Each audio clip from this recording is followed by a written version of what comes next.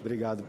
Bom, primeiro cumprimentar a todos, agradecer o convite ao senador Otto, ao senador Jorge Viana, vice-presidente do Senado e relator, ou seja, a todos os senadores e colegas aqui presentes das instituições.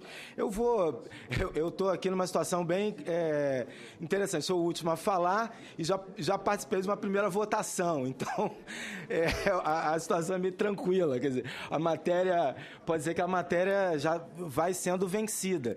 Eu vou tentar passar aqui de maneira muito breve, tentar até não utilizar o tempo inteiro, mas a visão que a Fiocruz tem em relação a isso, que acho que não vai trazer complicações, né, no sentido de que vai na mesma direção de uma série de colegas que colocaram aqui as questões em relação ao projeto de lei.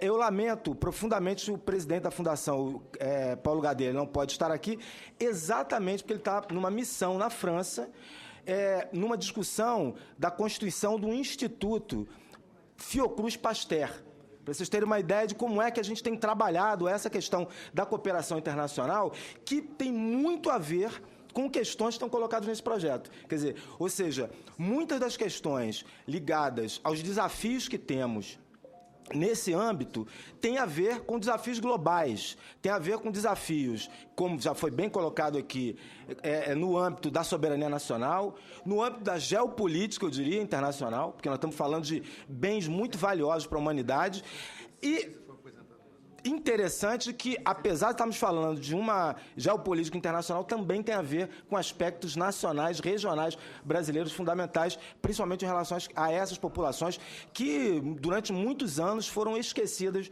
no país. Então, essa é a nossa visão, né? A visão que é preciso avançar e que esse projeto avance. A outra questão importante é colocar um pouco do aspecto da Fiocruz. A Fiocruz é uma instituição que está completando agora, em maio, 115 anos, e que, por uma característica da sua Constituição, ela trabalha no conjunto dessa cadeia produtiva que se relaciona no âmbito do uso da biodiversidade e no âmbito daquilo que convencionou-se chamar de desenvolvimento sustentável.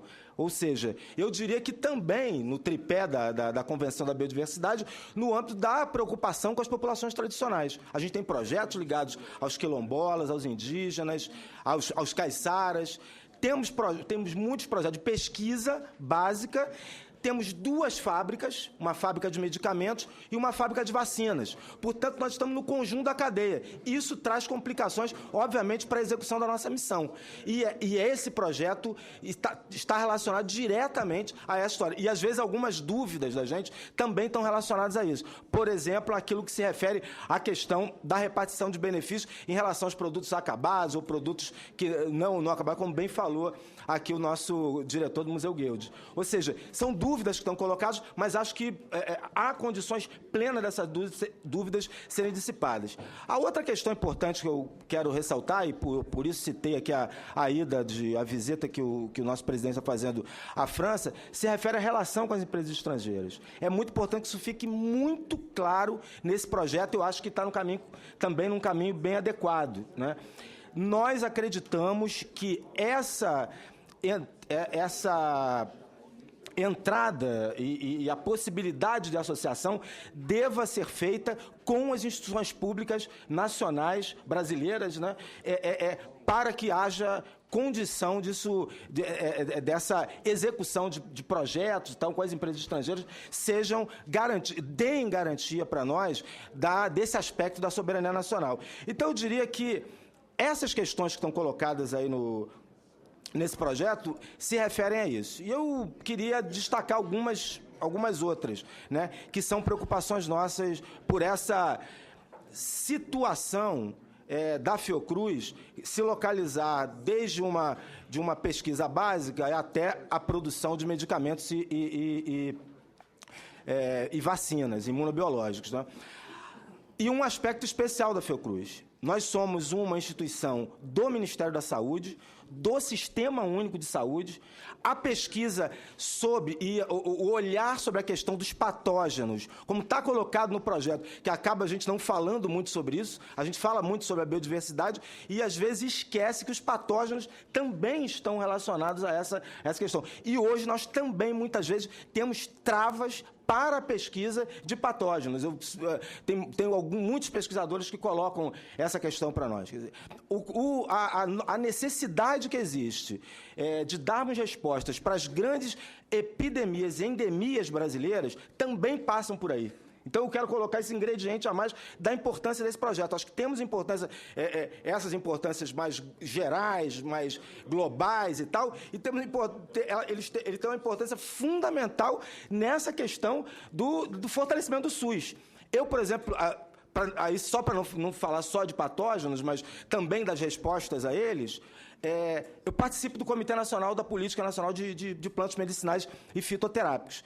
Essa política, que foi estabelecida lá em 2006, aqui, com um programa nacional também, coordenado pelo Ministério da Saúde, ela tem uma série de travamentos em função dessa questão. Então, o que nós temos? Um mercado na Europa que chega a alcançar 30% do mercado de fitoterápicos e aqui na América Latina não chega a 5%. E aqui no Brasil, a maior parte dos fitoterápicos que a gente tem são de plantas exóticas. Ou seja, é uma contradição absurda. Então, essas questões, eu acho que são questões centrais para serem observadas. Como disse o colega também lá, o Gabas colocou aqui, do diabo e o detalhe, eu acho que nós estamos numa situação de conseguir, já foi falado isso aqui, eu fiquei até surpreso aqui do debate já acontecer no sentido da agilidade dele, mas acho que a gente nós estamos num momento que nós devamos atentar para os detalhes críticos do processo. Nós criamos um grupo de trabalho de estudo lá, a Manuela, que é pesquisadora nossa, é membro do CEGEM, está aqui também, e eu estava falando exatamente isso para ela, que acho que o momento agora, temos que olhar os detalhes críticos, né? Os detalhes. Exemplo que eu aqui reafirmo também a posição que foi colocada aqui pela representante da FUNAI. Não podemos chamar os povos indígenas de outra coisa que não sejam povos indígenas. Não tem como, né? Ou seja, esse tipo de questão não pode estar colocado. Nós não podemos permitir algum deslize em relação à questão da associação com a pesquisa internacional, com as empresas estrangeiras.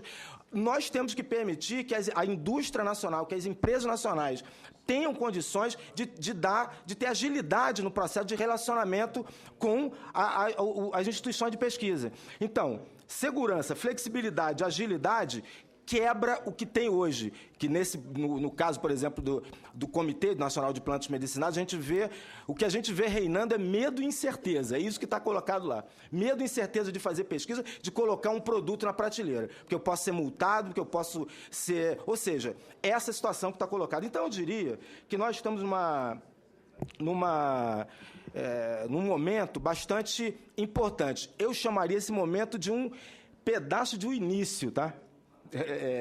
Aí eu acho muito importante o projeto, mas eu diria que ele é o início para poder induzir pesquisa, para poder fazer a cadeia de formação de pessoas. Aliás, de novo, desculpa eu ficar toda hora fazendo um certo uma certa autorreferência à Fiocruz, mas a gente trabalha na cadeia produtiva, na pesquisa, no desenvolvimento tecnológico, na produção e no ensino. A gente forma pessoas.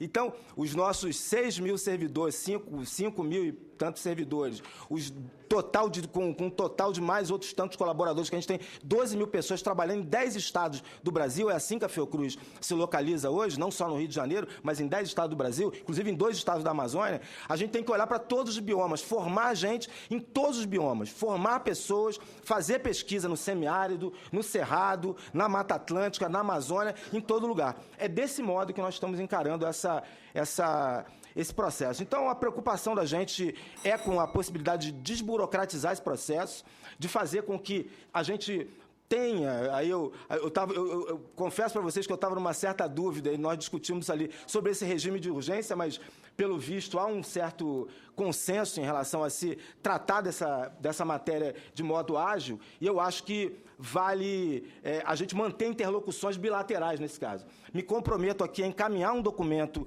para a comissão, no sentido de tratar de observações pontuais que a gente faz em relação ao projeto. E, mais uma vez, agradeço muito aqui a possibilidade de estar colocando a posição da Fundação Oswaldo Cruz aqui. É um prazer imenso estar aqui.